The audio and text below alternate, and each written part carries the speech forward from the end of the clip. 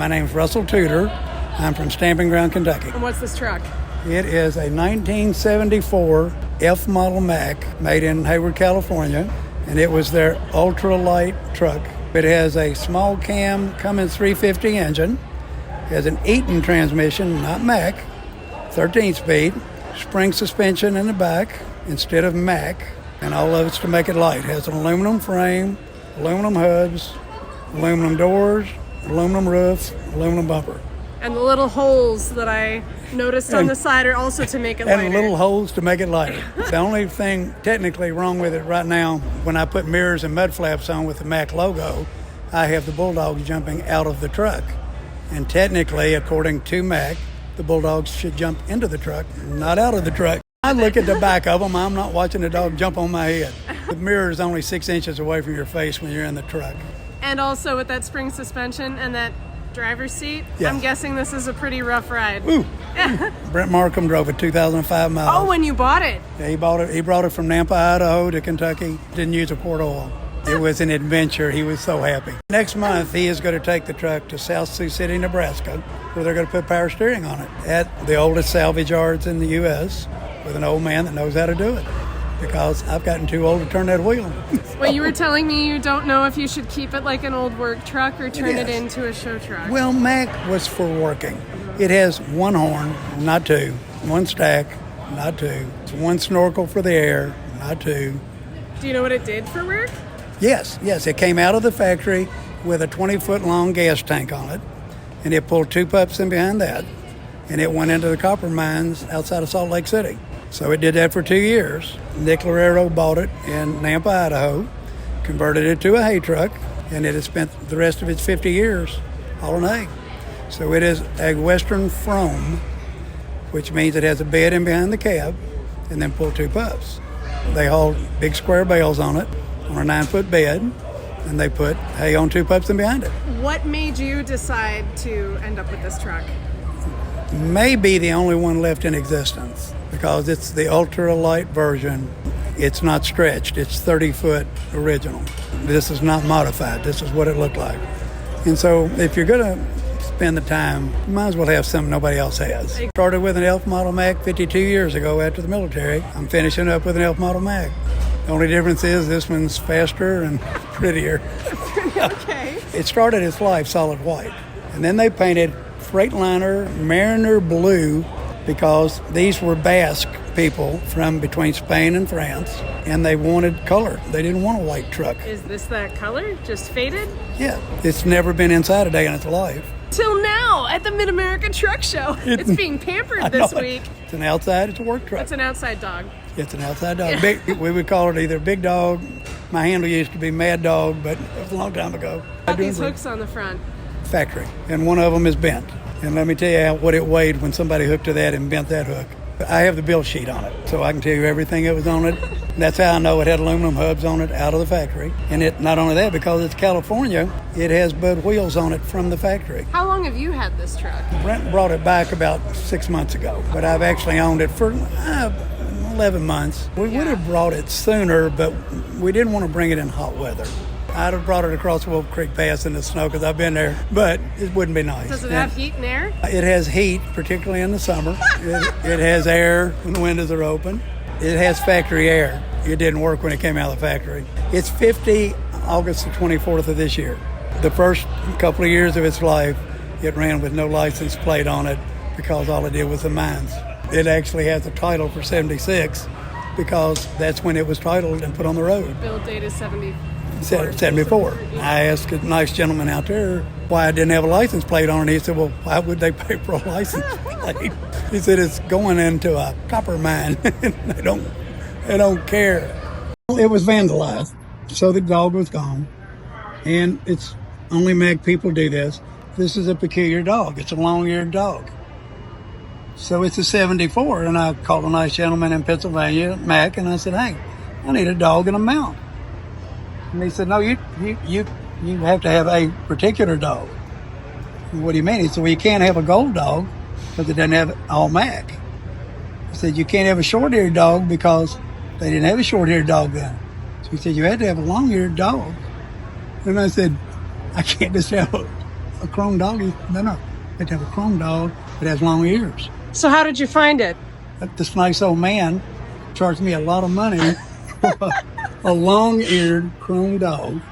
And is that all one piece? Well, it's on a mount with 2 screws. The 2 bars run into it, and then the dog sits on it, and a couple screws holds it down, and it had been vandalized.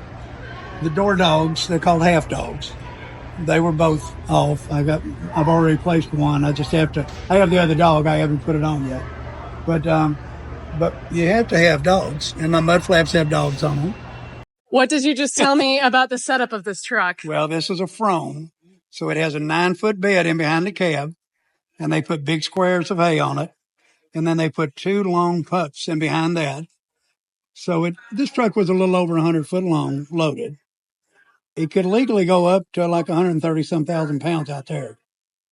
But the other setup is called an A-train, and it has a big bed on the truck and then 2 pups. And it can be 125 foot long. But they're not all allowed everywhere. Not only in the West. And this truck, you said, would have run into what states mostly? This one would have mostly ran Oregon and Washington. Okay. But this would have only ran irrigated alfalfa. That's what it's... And it ran to dairies that furnish milk to California. That's what they do for a living. But then it ended up with the railroad? Is that what you said? No, not a railroad. Okay. No. I thought you said, okay. Oh, no. It ended up on the farm. Okay. All right. It started out as a gasoline tanker, pulling 2 gas pups, and then ended up as a hay hauler, hauling 2 pups. So it kind of kept the same job its whole life in its own way. And it only kind of peculiar with them. The hay hauler put bigger tanks on it. And they're Mack tanks, they're original Mack truck tanks, but he added them. The people that ran it into the mine with fuel had little bitty tanks because they weren't going far, and they hauled diesel fuel, so they didn't need fuel. But then when it came out to be a hay hauler, put the big tanks back on. Put big tanks on because they only filled them up one time a week, because it would run close to 2,000 miles on one fill up. So there was a reason behind and these were Basque people from, like I say, Europe. They were from between France and Spain, came over after World War II. And they were all sheep herders and found out after they got here, gee, you need somebody to haul hay. So they became all the hay haulers in Idaho. How long had it been retired when you found it? It wasn't. It was still working? Well, the gentleman, he was in his 90s, and the pandemic came along, and he parked it. So I got it at the end of the pandemic, and he still used it because he pulled his camper to his ranch. It has a hitch on the back to pull a camper with, an RV. It's 30 foot long front to back from the factory, aluminum frame, and he pulled a camper with it. Really fast. Yeah. Will you be doing that? We will be doing no camping. I'm through camping in a truck. Been there, done that. Yeah. So it has an interesting history, and it deserves to be saved. And it's interesting that you know the history. So yes. I could go all the way back to the mine where it started work. And I think it's important. I try to find the history on stuff because it's what makes it a historical truck. I mean, I'm not guessing. I can tell you where this truck spent 1974. So originally, this had a smoother cutout on it. I've only found one other truck that had a factory hook. I found one in the United States that's factory hook. So at some point, the bumper would have been replaced. All of them have. This bumper didn't last at all. You can't cover the hole up because when you do that, you can You can't use the step. You had to have that step to look in the radiator. Right. With that there, you have to stick your finger in a hot radiator. I drove for Consolidated Freightways for 30-some years with never had power steering. And it's the most likely thing to quit. So companies didn't want power. They were made for smaller people. The seat's as far back as you can get it. You had to turn the mirrors to where the bars go straight out or even come forward, or else you couldn't see past the mirror beside you. That mirror sits in front of the window. This one doesn't. Anybody could drive them. They were a great truck. They were to work. And I'll show you something Peterbilt didn't do. You don't like it. Is this to check the oil? Well, that's what you had. Oh, okay. So here's the oil line. So there's a dipstick and there's a fill. But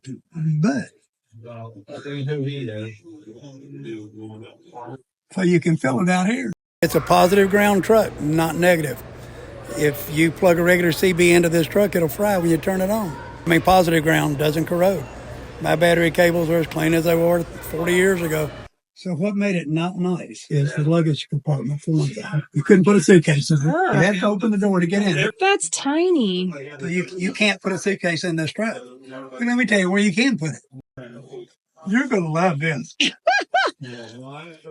Okay, come up here and look up in there and see the two safety belts. Oh, the thing! I saw that net hanging That's where you from put the the suitcases ceiling. on top. You hung it over your head because it was vandalized. They tore the headline right. So now we paid to put everything in new. This is called a Western Mack. This is a Western grill. They only made it a couple years. And the reason they didn't keep making it, it has very small crosshatches. Rocks went through them. They did not hold up very well. What Mack did was go to a much broader grill that allowed more air through it, which it was really cheap to make. It's plastic.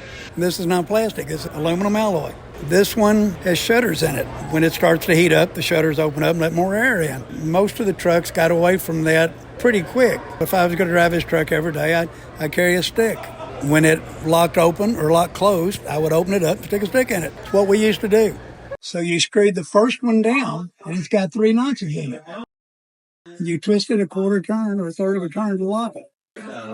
Oh. And then you screwed the top down to lock it on down where it couldn't come unscrewed.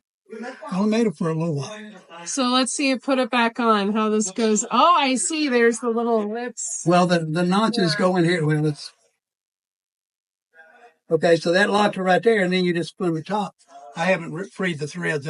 When you spin the top, it came down and clamped it so that the bottom couldn't turn. Aha!